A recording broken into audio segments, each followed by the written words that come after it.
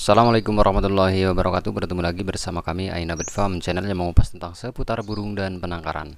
Di pertemuan kali ini Aina Bird Farm akan membahas cara merawat burung kolibri supaya tetap gacor, tidak OB, bulunya tetap mengkilap, dan tentunya bisa stabil teman-teman.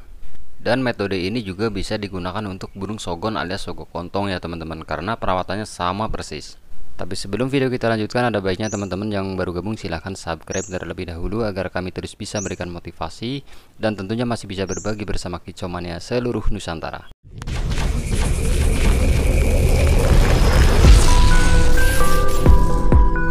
Oke, langsung saja teman-teman. Untuk merawat burung kolibri untuk harian sebetulnya sangat simpel sekali teman-teman. Tidak seperti burung-burung yang lain. Bahkan dikasih susu kental manis saja dia sudah memenuhi standar teman-teman. Tapi bagaimanapun susu kental manis pun tidak cukup untuk memenuhi gizinya teman-teman, karena di sini juga harus perlu gizi, nutrisi, juga extra fooding buat kesehatan burung itu sendiri. Tapi kebanyakan untuk merawat burung kolibri itu pada takut OB teman-teman, yaitu overbirahi. Sebetulnya mudah sekali teman-teman supaya burung tersebut tidak mengalami overbirahi, walaupun kita dongkrak dengan extra fooding juga nektar yang sangat tinggi teman-teman. Nah, untuk menghindari semua itu terjadi, kita juga harus tahu tekniknya teman-teman, jadi tidak salah langkahnya. Oke, langsung saja teman-teman kita bahas satu persatu, yaitu untuk cara menggacorkannya. Itu sebetulnya sangat mudah sekali, cukup kita berikan nektar bikinan sendiri teman-teman. Nah, untuk membuat nektar itu sebetulnya sangat mudah sekali teman-teman. Ada telur bebek, marjan, ada madu, juga susu kental manis teman-teman. Ini rata-rata sama seperti itu. Cuman kalau saya itu biasanya ditambahin vitacik ayam teman-teman, yaitu vitacik ayam potong. Nah, untuk takarannya itu sebetulnya menyesuaikan saja. Kalau untuk lebih jelasnya silahkan dibuka di media YouTube, itu banyak sekali ya cara membuat nektar. Rata-rata sama teman-teman. Nah, nektar ini berfungsi untuk menggacorkan burung kolibri ya teman-teman. Karena dengan nektar ini itu biasanya burung cepat sekali untuk gacornya, karena banyak sekali mengandung nutrisinya. Tapi yang terkadang jadi permasalahan, jika diberikan nektar terlalu sering, itu katanya cepat menjadi OB teman-teman. Nah, ini yang jadi pokok permasalahan. Sebetulnya itu memang benar teman-teman. Ini ramuan nektar ini memang cepat sekali untuk mendongkrak overbirahi. Makanya kita harus mengimbangi dengan teknik yang lain. Contohnya seperti bisa menaikkan, juga harus bisa menurunkan overbirahi tersebut teman-teman. Bagaimana caranya? Caranya itu kita kasih air es teman-teman. Itu buat mandinya. Dicepuk tempat air minumnya. Biasanya kalau burung kolibri ya, kalau kita berikan air minum yang baru, dia langsung mandi teman-teman. Kalau tidak mandi, bisa kita bantu dengan semprot yang halus ya, embun saja, biar dia terpancing untuk mandi. Kalau untuk mandi yang baik sebetulnya itu di sore hari ya teman-teman. Itu kurang lebih jam 4 ataupun jam 5 sore. Ini kalau untuk efektif menurunkan overbirahi, karena dalam keadaan sudah tidak ada sinar matahari, dia mandi dengan air es, biasanya dia cepat sekali untuk turun overbirahinya. Jadi kita tidak takut lagi untuk burung ini menjadi overbirahi walaupun kita berikan nektar ya teman-teman. Nah, selain kita memberikan vitamin atau nutrisi dari nektar tersebut, kita juga harus mengimbangi dengan pemberian kroto teman-teman. Kroto di sini berperan sebagai protein hewani ya teman-teman. Ini selain protein hewani, ini juga banyak sekali gizi-gizi yang lain. Ini tentunya bisa mencukupi daripada nutrisi burung tersebut, sehingga burung ini otomatis akan gacor dengan sendirinya. Nah, pemberian kroto di sini juga ada pertanyaan teman-teman. Bagaimana kalau burung kolibri yang tidak doyan kroto?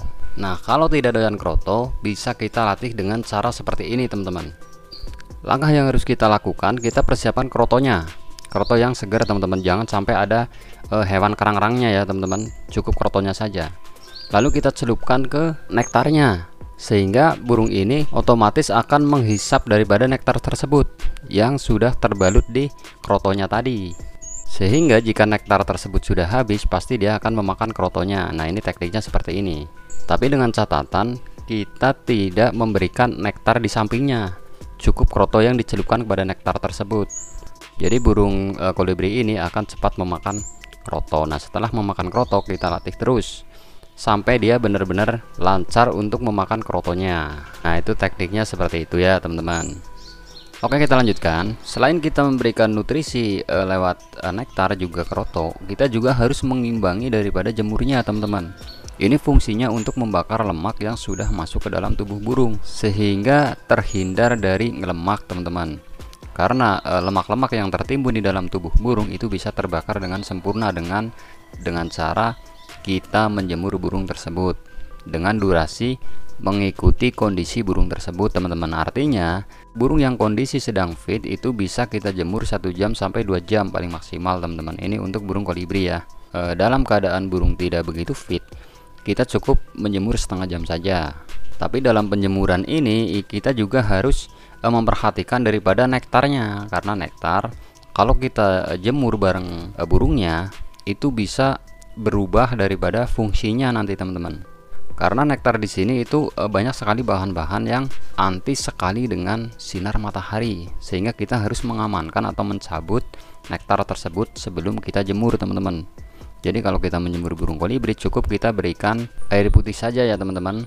Jadi nektar ini terjaga dan tidak terkontaminasi sinar matahari, teman-teman. Nah, bagaimana dengan pemberian susu putih? Kalau susu putih itu hanya untuk darurat kalau menurut saya, teman-teman. Artinya dalam keadaan kita tidak mempunyai nektar alias kita sedang kosong ya, kita dalam keadaan darurat kita bisa memberikan susu putih kental manis saja, teman-teman. Itu tidak masalah. Tapi kalau nektarnya itu ada, itu lebih baik kita kasih nektar terus-menerus, teman-teman. Itu tidak masalah kalau kita mengimbangi dengan mandi dengan air es dan jemurnya yang rutin, teman-teman. Dan dipastikan burung ini tidak akan mengalami over birahi, bahkan dia akan lebih gacor dari biasanya. Dan di samping lebih gacor, dia bulunya juga akan mengkilap, teman-teman. Seperti video saya sebelumnya, cara mengkilapkan bulu burung kolibri itu sudah ada, teman-teman. Silahkan dilihat saja. Nah, kalau untuk pemberian krotonya kita jadwal seminggu 2 kali atau 3 kali paling maksimal, teman-teman. Ini standar pemberian kroto untuk burung kolibri.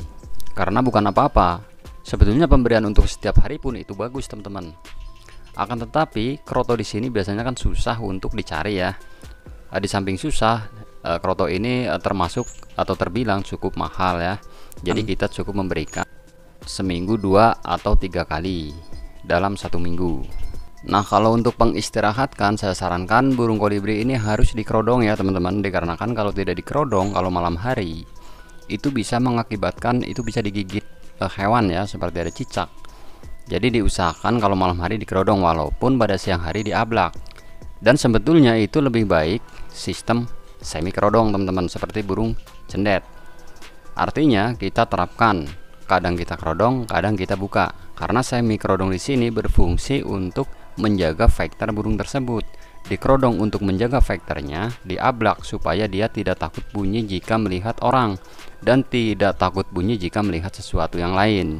Contohnya seperti ada kendaraan, ada lalu lalang orang dan sebagainya. Dia tidak takut kalau kita ablak. Jadi kita terapkan lebih baik semi kerodong ya, teman-teman.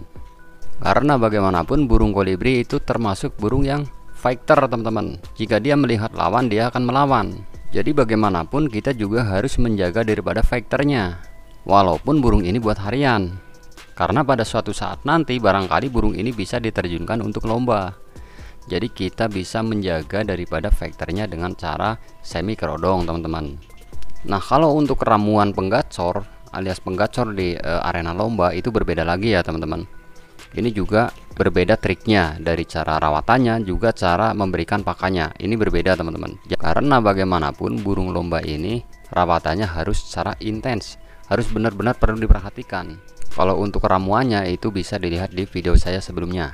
Nah, itulah trik-trik yang selama ini saya terapkan untuk menggacorkan atau merawat burung kolibri untuk harian supaya tetap gacor, stabil dan tidak mengalami over birahi. Dan dengan menerapkan teknik ini, insya Allah burung kita akan menjadi tetap gacor, stabil juga tidak akan over birahi, teman-teman. Nah, mungkin itu yang bisa kami sampaikan. Semoga bermanfaat buat Gicomania seluruh Nusantara. Salam lestari, wassalamualaikum warahmatullahi wabarakatuh.